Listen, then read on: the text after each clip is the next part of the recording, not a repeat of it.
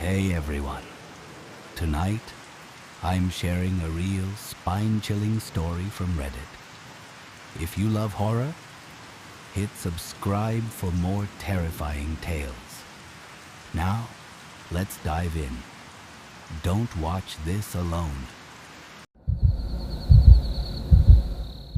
At the end of a quiet road, behind a veil of twisted black oak trees, there was a house. A woman lived there. On bitter nights like this one, she sat by the fire and read until she grew tired enough for sleep. But on this night, as her lids grew heavy, she was startled by a sound she wasn't accustomed to hearing these days. Who could be calling, she wondered. And this late? She rose from her chair and picked up the phone. Hello? I'm going to kill you, a man with a deep voice said. Who is this? She asked. No answer. Who is this? She repeated, her hand trembling. There was a click. Silence. She quickly dialed the police and explained what had happened. The officer told her to wait while he traced the call. After a few moments, he said, The call is coming from Dot. Inside your house. That doesn't make sense, she said. How could someone be inside my house? He probably broke in, he said. Oh yeah, I guess that makes sense. And that's not everything, he said. I'm not a police officer. You aren't? No, I'm the killer guy from before. I never actually hung up. But I heard a click. The man made a clicking sound with his mouth. Like that? He said. Wow, that's really good. Thanks. So, are you really inside my house? Yeah, totally. Where? The man's breathing grew heavier. I like your hair, he said. Wait, you can see me? Yes. Wait, you like my hair? It's really nice. If you can see me, then what am I wearing? Looks like a blouse from Banana and a skirt from, Ann Taylor Loft? Wow, you really can see me. I can also see... Wait, what the hell is that? What? There's a person, a ghost hovering near you. It's sort of hard to trust you after the click thing. No, I'm serious. Over by the couch. The woman turned and gasped. Oh my God, I see it. I knew this place was haunted. Jesus Christ. Is it a kid? He's all translucent. Looks like a little boy. What does he want? I think he wants to play. He's holding a kite. The ghost boy floated closer and spoke. Play with me. Oh my God, he can talk, the man said. Play with me, the ghost boy repeated. No thank you, the man said. He can't hear you, the woman said. Put me on speaker. Hold on, she said. Try now. We don't want to play with you. Okay, Junior? Just run along. Why? The boy said, cocking his head to one side. Playing is fun. No, it isn't, the man yelled. Who are you? The ghost boy asked the woman. Why are you in my house? Oh, I'm Ellen. I actually live in this house now. And the voice you're hearing on the phone is... I didn't get your name. It's, Douglas, the man said reluctantly. Douglas is hiding somewhere in here to kill me, right, Douglas? Ellen said. That was the plan, Douglas said. And you guys are scared of a kid with a kite? Jesus, the ghost boy said. A dead kid with a kite, Douglas said. There was a heavy silence for several moments. Suddenly, the doorbell rang. Expecting someone? Douglas asked. It rang again. Ellen walked over and opened it. Standing there was a hulking man in ratty clothes, barely concealing a bloodied machete behind his back. Pardon me, Mom, he said. My car broke down, and I was wondering if I could charge my phone in your house. Sorry, I don't think so, Ellen said, starting to close the door. The man shoved his foot inside. Well, I do think so, he said. Ellen stumbled and fell to the ground. "Who the hell is that?" Douglas screamed. "I'm a homicidal drifter. Who the hell are you?" the drifter said, confused. "Where's that voice coming from?" "He's a killer hiding in my house," Ellen said, holding up the phone. "Douglas, hiding? Where?" the drifter asked, looking around nervously. "He's in the closet," the ghost boy said. "What in the shit is that?" the drifter screamed. "I'm a ghost. I used to live here like 100 years ago. Oh, and let me guess, you don't want to play with me." "Hell no, I don't want to play with you. What's going on in here?" "What's going on is no one will play with me." "For Christ's sake, no one's flying a kite at night," Douglas shouted. "Give it up." The ghost boy began to cry. "Now you made him cry, Douglas," Ellen chided. "Sorry if I'm a little on edge because you let a killer into the house," Douglas said. "First of all, I didn't let him in. He busted in," Ellen said. "It's true I did," the drifter said. "Second of all, you're also a killer, Douglas." "Touché," the drifter said. "And third of all, don't say sorry to me. Say sorry to the dead kid." Okay, I'm sorry. I shouldn't have snapped at you," Douglas said. The ghost boy smiled. Everyone seemed to calm down a bit until the doorbell rang again. Ellen walked toward the door. "Don't!" the three others shouted. She opened it and peered outside. There was no one there, just a large wooden box on the front step. "There's a box out here," Ellen said. "There's no label or anything." "I have a bad feeling about this box," the drifter said. "I hate this box," the ghost boy said. Ellen ignored them and carried it inside. She turned to the drifter. "May I?" He wiped his machete on his pants and handed it to her. She popped open the top, reached in, and pulled out a tattered clown doll with a sinister grin. "What is it? What is it?" Douglas yelled through the phone.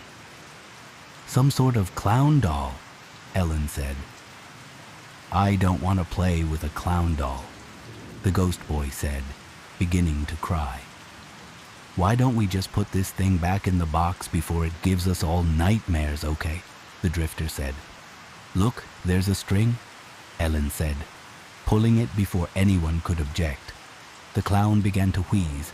Its eyes shifted from side to side, and an eerily cheerful song emanated from its open mouth. "Welcome to my circus of fun. There's nowhere to hide. There's nowhere to run. You're all my guests inside the big top. I'm going to kill you all, basically." The clown let out a terrible cackle. "Really psyched you pulled the string, Ellen," Douglas said. "I mean, come on." "What does the clown mean?" the ghost boy asked. "I think he was pretty clear," the drifter said, wringing his hands. "He's going to kill us all, basically." "How's a doll going to kill us?" Ellen asked. Each of them silently surveyed the room in anticipation. Suddenly the lights went out. "What happened? Who did that?" the ghost boy screamed. "I can't see anything," the drifter said. "I literally can't see anything because it's too dark now." Through the darkness, Ellen let out a cry. "Oh no!" "Ellen?" Douglas screamed. "What is it?" "It's the clown. It killed her," said the drifter, his voice shaking. "And we're next." "He killed Ellen," the ghost boy sobbed. Seconds later, the lights flashed back on. Ellen's hands were raised to her face. "My stupid contact lens slid out of place," she said, spreading her eyelids apart and poking at her pupil. "So annoying." "Oh, please don't do that," the drifter said, squirming. "What's she doing?" Douglas asked, with dread. "Touching her actual eyeball with her actual finger," the ghost boy said, wincing. "It's a real slippery one," Ellen said, maneuvering deeper into her eye. "Can't get a grip on it." Douglas gagged. Oh my God, that's so vile. The drifter raised his fist to his mouth with a grimace as Ellen pressed her thumb against her wet, quivering eyeball for leverage. Ugh, now I think it's folded up under my lid, said Ellen, stretching her lid out. Can someone look and tell me if they can see it? There was a click from the phone. Douglas, was that a real click? The ghost boy faded into the wall, saying, I'm out. Ghost boy. She heard the front door opening behind her. Drifter? You too? The drifter turned to her with a dazed look. I hate this place so much, he said, then dropped the machete from his limp hand and walked into the darkness.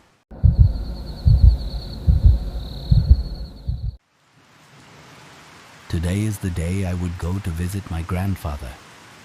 I only go there in the summer. It is only for a week and he lives in the woods in a cabin. He was alone because Grandma left him. After the very long ride, I finally got there. The thing was, I dreaded going there. My grandfather was nothing but friendly, and apparently my parent wanted me to get close to him. After getting all my things unpacked, I decided to go for a walk. After about 5 minutes of walking, I found this nice opening with a log right in the middle. After staring at the sky for a few minutes, I fell asleep. When I woke up, it was already dark. Before I got up, a voice that sounded very demonic said, "Hello, Ella." That creeped me out. As I stand up, I look to my right and find a girl. She was the scariest thing I have ever seen. She had long blonde hair with blood all over it. Her skin was green and her teeth was not white, not yellow, but the most ugliest brown ever. She had a smile that showed insanity, not happiness. I was so scared at the sight that I soiled my pants. I mean, I was only 10, what would you expect? She started to laugh and said, "You seem scared." Not wanting to see or hear anything, I ran all the way back to the cabin. I slammed the door and hear a voice say, "I would lock your room." My grandfather was there looking a bit mad, but I can see he was holding it in. "Where were you, Ella?" he screamed. "I was taking a walk, and I fell asleep and I just woke up," I told him. After arguing, he smells of something, and I tell him it was my pants. He got mad and told me I was too old to piss my pants, and walked away. After taking a bathe and cleaning my pants, I went to bed. Before I fell asleep, the same voice, the girl, had said, "You didn't lock the door." I looked at my window and saw her. Her face was against the window staring at me with madness. I got scared and locked the door. Every night I would hear the creature try to get in the door, banging it and giving up. Finally, the week was over and I went home. It has been 5 years since that encounter.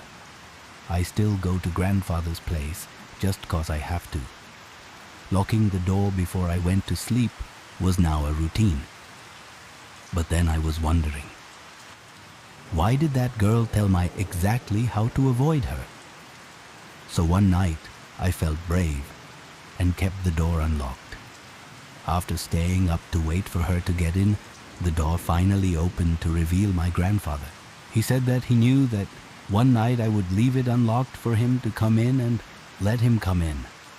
The strange part was he was acting weird. He was sweet and nice. He was never sweet and nice. He placed in my lap and started to kiss me. On the lips. I freaked out and ran away. Screw the girl, I want to get away from him now. After running, I saw the exact place where I met her. I screamed for help, but grandfather caught me. Before he hit me, he screamed, "You!" I was very curious and turned around. It was her. Same looks. He fell down and started to clutch his heart and died. The girl walked up to me and said, "Goodbye for now, Ella."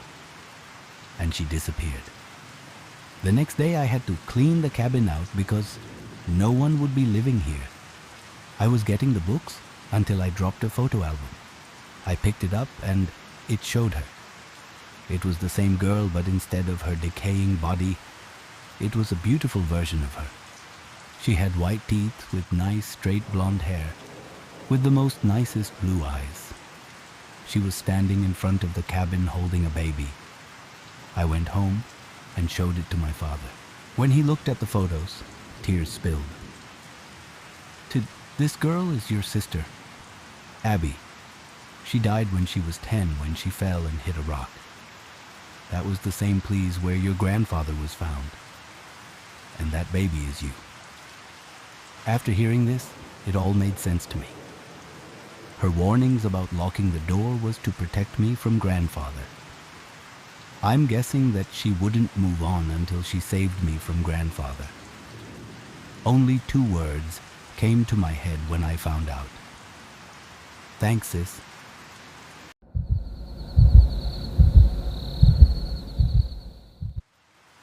Deep down, you've always known it would end like this. You press your hand to your side, futilely trying to stop the blood from gushing out of your wounds. Quick! I think they went this way. Shouts a man you were supposed to kill, but who got you with a gun instead. You press your back against the closet door, trying to reinforce it while you still can. Loud steps pass by you, and you let out a ragged breath. Your relief cut short by the excruciating pain flashing through your body. You've been in this business since you turned 18. Your rough upbringing made it easy to become a trained weapon, a killer, though you still preferred the term mercenary. You had standards. Your breathing becomes shallow, and you know that you're fighting a losing battle with trying to keep your eyes open. Feeling dizzy, you let go of your wound to look at your hand, mesmerized by the deep color of blood, the maroon leaving unwashable, yet beautiful stains on your blue shirt. Hey, you chuckle, looking at the lone light bulb above you, a dim source of light in your cramped hiding spot. At least it was fun while it lasted. Life drains from your body and your eyes flutter shut, coming to terms that this is it. This is how you go down. Suddenly, the light starts flickering. Confused, you muster your remaining strength to look up, only to see a figure standing in front of you. It doesn't have to end here, child. A voice reverberates through your head, a tone you would recognize anywhere. And as the darkness overtakes your vision, the last thing you see is a tall, pale man in a black suit with a bright red tie. A small child runs through the forest. They don't have a direction nor a destination in mind. They are simply running away. Away from the house that caused them so much pain, away from the parents that caused them so much suffering. After what feels like forever, the child trips on one of the protruding roots, landing face first into the muddy ground. They can feel a lump forming on their forehead, and that, coupled with their troubling thoughts, is what finally makes them break. They start crying, sitting up as they wrap their hands around their knees, hugging them tightly. They've never felt so helpless, so alone, so fragile in this big, cruel world. The sound of their parents screaming their name snaps them out of their thoughts. They sound mad, worse than they've ever sounded before. With their vision blurred by their tears, the child manages to hide behind a nearby tree, praying to God. No, to anyone, to help them, to make it so that their parents will never find them. The sounds of screaming get closer and closer, and so the child shuts their eyes, hoping for a miracle. And as the steps get louder, so close that the kid can swear their parents are right on the other side of the tree, their guardians stop screaming their name, and instead, they start screaming in pain. The child's eyes widen in shock, paralyzed by fear as they refuse to look at the unfolding scene behind them. They hear their parents' piercing shrieks, the sounds of something ripping, followed by a chilling, wet thud against the tree. Trembling, they look down at their once pristine white shoes, only to see them painted with dark maroon spots. They've seen it enough to recognize it as blood. And as they stare at what is surely their parents' remains, the screams end just as suddenly as they started. The child holds their breath, awaiting something, anything. But nothing happens. After what felt like hours, but was probably just minutes, the kid curiously peeks their head out from behind the tree. To their surprise, nobody is there. Their parents are nowhere to be seen. The only tangible proof that they were there was a sizable puddle of blood where they once stood, the liquid slowly sinking into the ground. Some specks can also be seen on the flora around it, the red beautifully contrasting with the forest green. It was then that the child's fear turned into acceptance, relief flooding their senses. Their parents were not there anymore, so that means they are free. They are finally free. Yes. A soothing male voice flashes through the child's mind, startling them. They look up, noticing a figure that wasn't there before. The man is of a tall, slender build, dressed in an immaculate black suit, with a bright red tie. If only for that, he would look human, except that he doesn't have a face. He's a creature of myths, feared by many. But the child is no longer afraid. They run up to the man, tears still in their eyes as they hug him tightly, needing closure after such an intense experience. At first, the creature does nothing as the child wraps their arms securely around his legs, but as the seconds pass, he slowly bends down, embracing the kid as well. There is nothing to be scared of. His voice once again echoes through the child's head, and they can't help but press their cheek harder against the smooth fabric of his suit, not even flinching when tentacles sprout from the man's back, capturing them in an even tighter, warmer embrace. I'll take care of you. And for the first time in what feels like forever, the kid smiles. Thank you so much for staying with me till the end. If you enjoyed this story and it sent shivers down your spine, please give this video a like. Your support means the world to me, and it helps me bring more stories like this to you.